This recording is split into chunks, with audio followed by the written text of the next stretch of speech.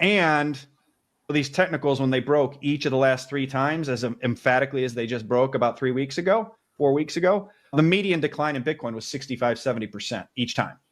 And there have only been 3 triggers in 14 years, and there have been no false triggers. So for me, it's, you know what, especially given the size that it had grown to in my portfolio, it was a champagne problem, knock on wood.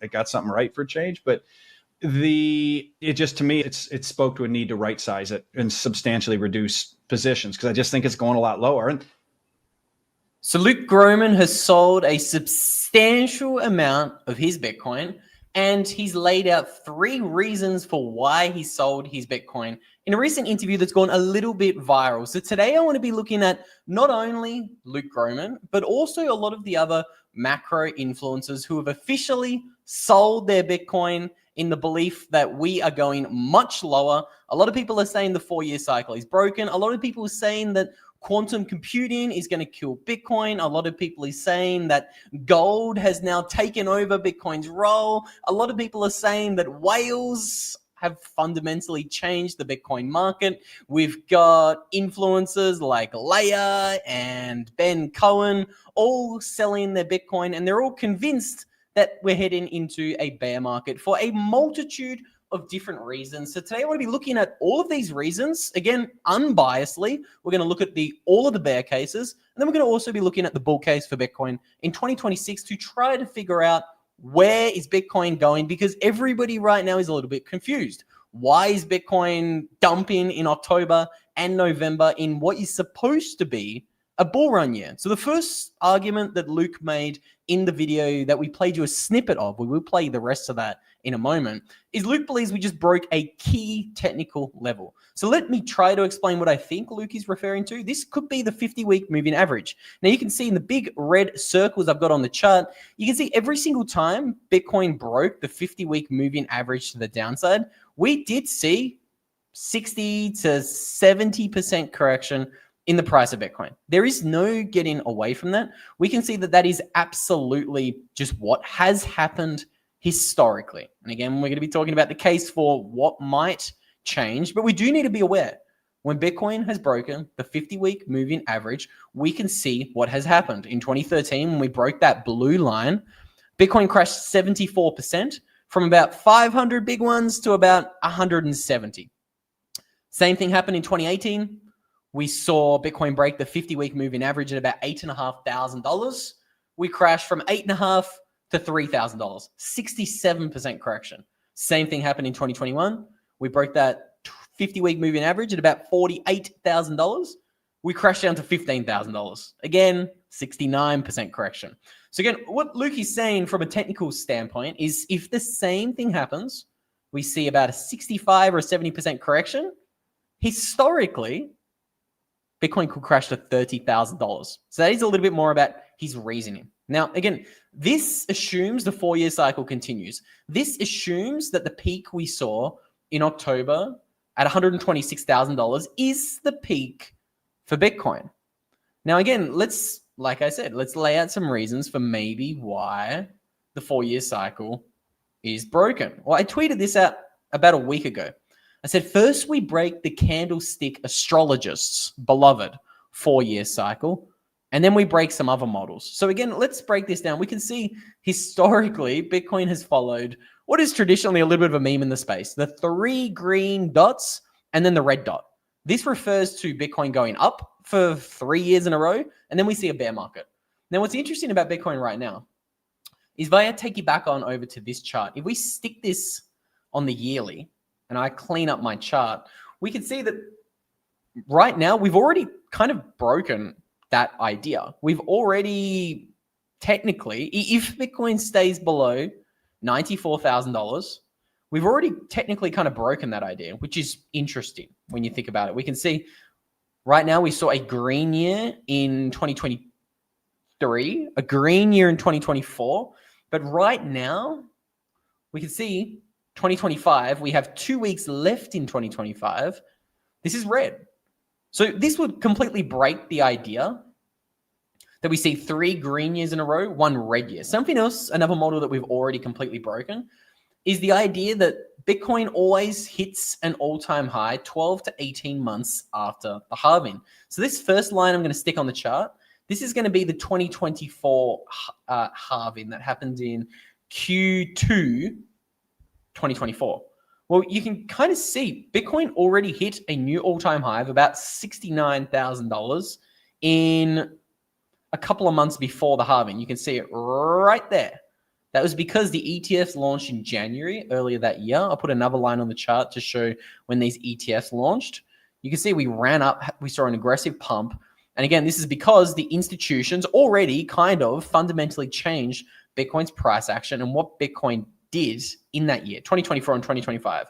So there's two pieces of evidence to suggest that the idea of a 4-year cycle or a 4-year model, it's already kind of broken when we think about it. But there's plenty more models that right now are completely breaking down. This here is the Bitcoin gold power law. Now, again, a lot of the people who have been so confident that Bitcoin's following a power law priced in US dollars, they've been as confident over the past few years, check the receipts, that Bitcoin is also following a magical power law when pricing gold. But we can see this here is the Bitcoin gold power law. Now, this chart is from October. Now, what I find interesting is we don't see many of these charts anymore coming out about the Bitcoin gold power law. Why is that? I tweeted this out, breaking the Bitcoin gold power law. This is in early December. It's already broken down, and it's broken down by quite a significant margin. It doesn't matter what chart of the Bitcoin gold ratio you find. We've broken that power law to the downside. And this week, it's even more broken. So again, going back to the idea of models and everybody's favorite models, we are breaking many of them right now. Again, here's some more candlestick astrology and some more talk from people who love their models. This is Plan C. He created the quantile model. He tweeted this earlier today. I found it interesting for reasons I'm about to show you. The degree of pain you're feeling right now is directly proportional to the amount of hopium you've consumed this bull market. If you've been following data-driven, realistic accounts that don't peddle hopium, like 500K or $1 million Bitcoin in 2025, you're chilling. So again, a little bit of self-fluctuation here. And I thought, hang on a minute, that's strange, because weren't you also predicting massively bullish price predictions in 2025? I just asked the question in this tweet, and you can see from these old tweets very clearly, the best case scenario, $400,000 Bitcoin by December 31st, 2025. This is his very own tweet. Worst case scenario, 150. I mean, we're at what, $80,000? The worst case scenario for December 31st was supposed to be 150, and you can see there's a lot of tweets. I put a few screenshots in there. Again, this is just yet another reminder. Everybody is absolutely wrong about any Bitcoin price prediction in the short term. And again, I encourage you guys, just stay very focused here on the signal. Now, another reason that Luke laid out for his bearishness and why he sold the majority of his Bitcoin at $95,000 is quantum computing. So we've talked a little bit about price models and where the Bitcoin price could and might not be going, and the idea of these 4-year cycles. I'll give you my thoughts after I play you the next snippet of this video, Bitcoin Barber.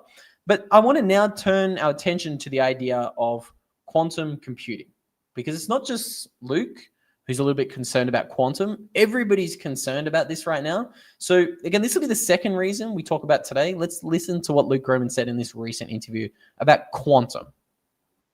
Back, why is it functioning? I've called it the last functioning smoke alarm for 5, 6, 7 years. Look, it's telling us the first half of next year is going to be ugly, right? Let's make no mistakes. Bitcoin, if this Bitcoin sell-off is not just 100% tech and quantum computing related, and forget about tech, because tech's liquidity too. If this isn't just a Bitcoin specific quantum computing sell-off, and I don't think it is, then what Bitcoin's telling us is, so we go back to that BC and AD of 2026. Yikes. There's a lot of, basically everything but gold and the dollar are likely to get waylaid until we get to year zero, is what Bitcoin's saying. And on what time horizon are you bearish Bitcoin? 1 month, 3 month, or is this a multi-year negative view you have? Probably a function of more price than time, but there's probably price and time. In other words, look, if I woke up and Bitcoin is 40,000 and a little bit of time has passed, and there's revulsion in any number of technical indices. One of the nice things about having the size following I do on X is it's a very useful indicator of sentiment. I can just, throw some chum in the water, and the response I get is pretty informative. And then it's also going to be a reevaluation of the fundamentals, right? Of, okay, where's price? Probably some time. And then, okay, is quantum getting closer, better, what have you? And again, I'm not smart enough to figure out whether it is or not. There's a quorum of people I'm watching this is their lives. I'm going to trust what they're having to say. But that's for me really more it. For me, for at least the next several months, it's negative. Again, if it crashed tomorrow to a level where it's okay and revulsion, I could revisit that. But I don't think that's going to happen. I don't think it's going to happen that fast. Certainly not the way the last 3 cycles have gone. And I've lived through each of those. 13, I own Bitcoin. 17, I own Bitcoin. 21, I own Bitcoin. And it was like same kind of thing. It felt very similar. The reaction was very similar. I had a tickler on my calendar literally in September, like, hey, check Bitcoin. It's the 4th year. And I looked at it, it was like 120. I'm like, nah, we're fine. And so I finally only went negative at like 95,000. So again, Luke makes some really good points here. And again, let's acknowledge the fact that Luke has been right about a lot of things. He, again, admittedly was bullish on Bitcoin at 120, but I love how he changed his mind. This is, again, what I want you guys to be very aware of right now. Beware of anyone who never changes their mind and says, like, look, my model is right no matter what. It's never going to break. I know exactly where the price of Bitcoin is going forever, because nobody knows. And that's kind of what I want to talk a little bit more about in a moment. But before we get there, let's talk about quantum. Luke mentioned quantum. And I think we've seen, let's say, a lot more chatter about quantum recently. We can see quantum computers could be powerful enough to crack Bitcoin a few years after 2030. And this is the CEO of NVIDIA's quantum partner. So we've now got people with a lot of notoriety in the tech space talking about the risks that quantum poses to Bitcoin. So let me just, again, I'm not a quantum expert. I'm not a tech expert. I'm an idiot with a terrible haircut on the internet talking about Bitcoin. I have no idea about the specifics of any of this. But again, if you just assume worst case scenario, quantum starts breaking encryption algorithms. It's draining bank accounts around the world, because that is what quantum will do first. It will drain bank accounts before it goes after Bitcoin. But let's assume it's draining bank accounts. It's causing national security risks all around the world. And it's also breaking public-private encryption pairs with Bitcoin, and it's emptying wallets that hold Bitcoin because it's broken the encryption. What happens? I think it's obviously going to be messy. Don't get me wrong. But I think the community would come together, and there'd probably be some sort of hard fork to just simply change the encryption algorithm that Bitcoin uses. We might not use SHA-256, that secure hash algorithm 256. Maybe we just simply move to a quantum resistant encryption algorithm. It would literally be that simple. Yes, it's going to be messy. Don't get me wrong. I don't know how it's going to play out, but I think the most important thing about Bitcoin is it has 21 million coins. The hard cap is untouched, and we've got a 16-year history of the UTXO set. I think we just simply take that UTXO set, we put it on a quantum resistant encryption algorithm, and we move on with Bitcoin after the week, 2 weeks. Maybe it takes months to sort out a lot of the kerfuffle that would happen in a worst case scenario with quantum. But I don't think quantum just kills Bitcoin. I see that as incredibly unlikely. And that is my base case, the one I just laid out for you. We just simply port Bitcoin onto a new encryption algorithm. So I'm personally not concerned about quantum. I want to talk more about price here in a moment, but I want to play the final reason that Luke was talking about. He was talking about whales selling their Bitcoin, and he mentioned something else that I think we should pay attention to. So let's listen to the final little snippet I've got for you guys. Raising the potential that it could be an issue within 2 to 9 years. And the quantum stuff is way over my head. It's way over my pay grade. I try to read it and I feel like the dumbest person alive. And I am not in a position to sit here and have any debate with someone. Is quantum, is it a risk? Is it not? What I am in a position to discuss is I've been in markets 30 years, and I'm watching the way Bitcoin is not making a new high against gold. I'm watching what Tether's doing. I'm watching what these people I respect in the space are saying. And I'm saying, markets are telling me that's serious. And oh, by the way, the OG whales, most selling in a cycle ever. Oh, really? Maybe I didn't know that. Yeah, maybe it's nothing. Okay, so those are the final couple of reasons I want to break down. Yes, whales are selling their Bitcoin, but whales do this every single cycle in Bitcoin. Every single time Bitcoin gets above new all-time highs, we always see pressure from whales selling their Bitcoin. This is not, again, this shouldn't be an alarmist thing that anybody new to Bitcoin hears. This is completely normal. Every single time Bitcoin pops above a new all-time high, we see whales selling their Bitcoin. I want to find you a 15-year chart breaking down this exact phenomena. Long-term holders is the name that we get. That's the name that we give a lot of these whales or people who hold on to their Bitcoin for more than 6 months, 188 days. And there's absolutely nothing abnormal with them selling some coins whenever Bitcoin pops above a new all-time high. This is a chart that breaks down what we're talking about. It's not the best visualization, but it is a visualization. Like this is, we see this. It moves in waves. The whales will sell the tops, they'll buy the bottoms.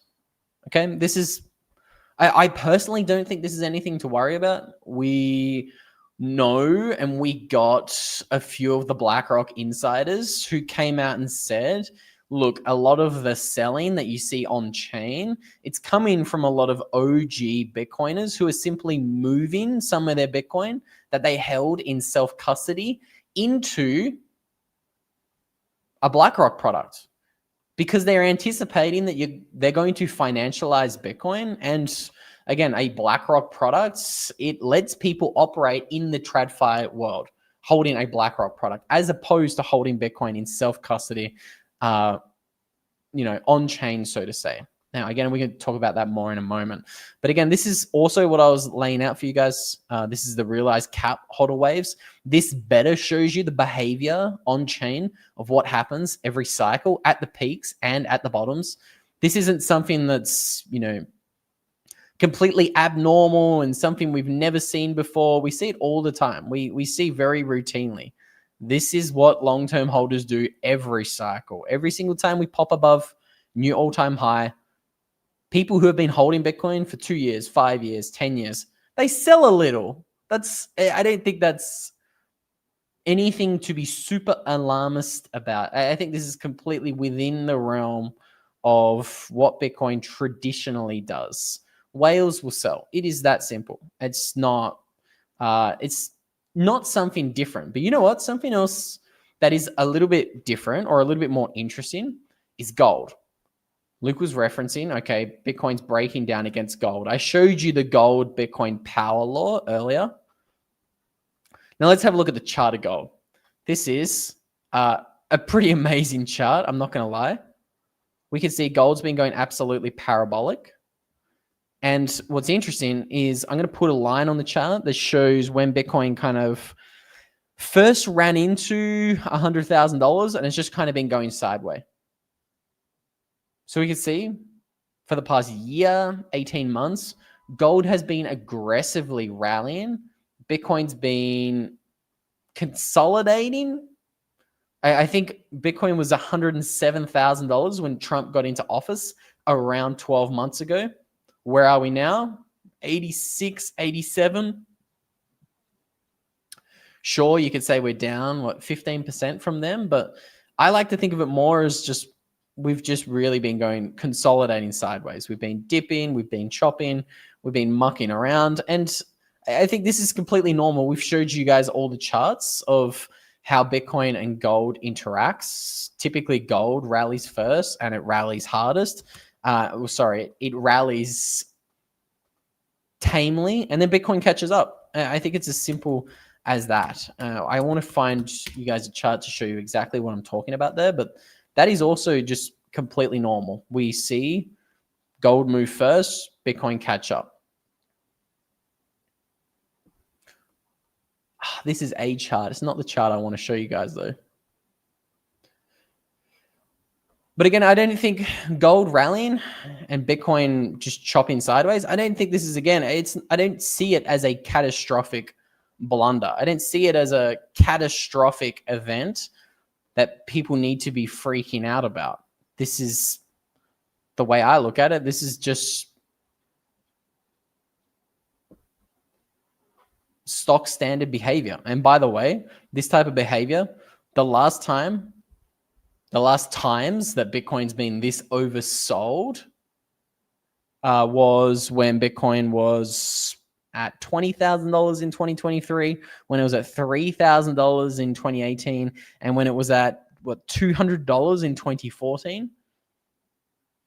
Just like I've said in this video multiple times and all of the videos on this channel, sure, these models could break. But again, Bitcoin's pretty oversold right now. It's just a pretty interesting observation there. Now, what I also want to talk a little bit more about power law in a moment, but I also want to answer some of your questions. Bitcoin Barber, correct. Bitcoin was 109K inauguration day. Absolutely correct. Now, this is what I disagree with. This is something I do have a strong opinion on. Now, I'm going to be completely real with you guys. I have no idea whether the 4-year cycle is going to hold, whether Bitcoin's peaked, and we're now due for a 12-month correction. And Luke Gromen could absolutely be right. We could be headed to 30K. That would be a 75% correction in my book. And for me, that wouldn't break my fundamental thesis for holding Bitcoin. It'd be completely normal. And I'll be buying a shit ton of Bitcoin if we hit 30K. I can promise you that right now. But again, I don't know whether this is just a 35% correction. I have no idea. I've tried to make the case for both of those outcomes right now. But I think I did a live stream 2 weeks ago. I said, right now in the short term, I've never been more uncertain before in history. We have a ton of good arguments as to why we're in a bear market. We also have a ton of really good arguments for why the next 6 to 12 months could be incredibly bullish. Again, Trump was elected on the promise of essentially pumping asset markets. Jerome Powell gets kicked out of the Federal Reserve in a couple of weeks, couple of months. We're going to get a pro-asset price person in the Federal Reserve. We got $2,000 Trump stimmies coming. We've got QT ending and QE officially starting. But of course, we're not calling it QE. There are a lot of very fundamentally bullish arguments to be made over the next 6 to 12 months. I'd be selling all sorts of things if Bitcoin got to 30K. I can promise you that. I'll have a look at a few more of your comments.